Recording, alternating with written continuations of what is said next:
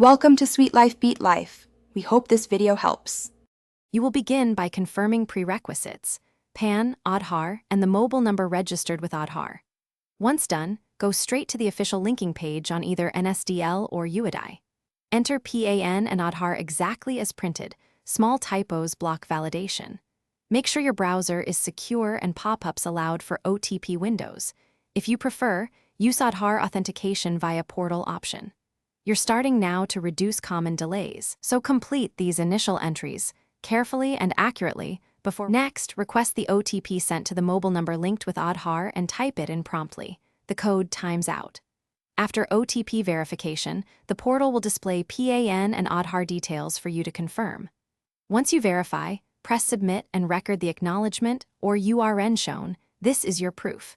If the portal asks for biometric or eKYC, follow those prompts now.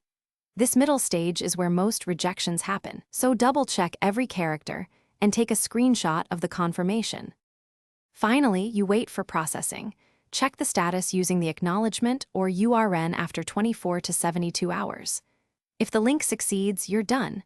If it fails due to name or DOB mismatch, correct the relevant record. PAN corrections at the PAN portal or Aadhar updates at UID, then relink.